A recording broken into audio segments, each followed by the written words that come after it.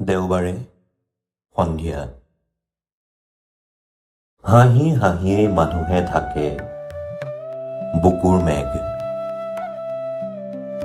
এই যে এইমাত্ৰ কাৰোবাক হাঁহি এটাৰে কলো ভালে আছো, আৰু তেওঁ পিঠি দিওঁতেই নিজৰ বুকুখন চুই চালো। বুকুৰ নদীৰ খহিছে গৰা, মানুহে নেদেখা মানুহক নোকোৱা অদৃশ্য আৰু ৰহস্যৰে ভৰা। দেওবাৰৰ সন্ধিয়া এইবোৰ ভাবিয়েই অকলে বহি আছিলো নিজৰ লগত, নিজৰ হাতত থৈ হাত, নিজৰ বাবে গুণগুণাই নিজৰেই প্ৰিয় গীত। কিমান আঁতৰি আহিছো নিজৰ পৰা, কিমান লুকুৱাইছো বিষাদ ফুল, বুকুত 12 মাহে ফুলি ৰোৱা। দেওবাৰে সন্ধিয়া এটাত বহি আছিলো আমন জীৱন কৈ থকা নিজৰ লগত, ওচৰ চাপি নিজলৈ আগবঢ়াই দিছিলো কান্দিবলৈ নিজৰেই কান্ধখন।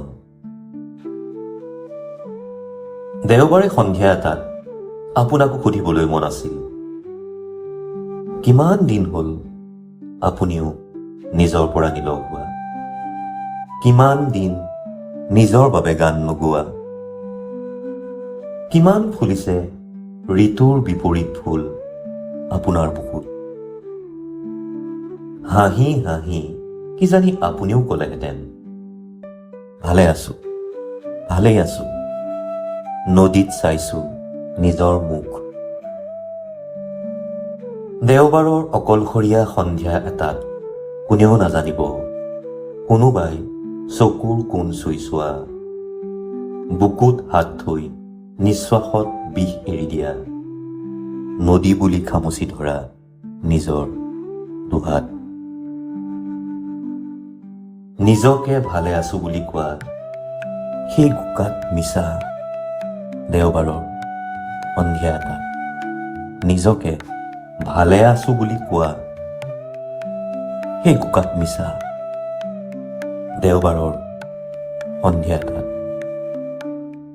দেওবাৰৰ সন্ধিয়া, লিখক দেৱাংগ পল্লৱ শইকীয়া। Thank you. গোটেইটো যদিহে শুনিছে থেংক ইউ।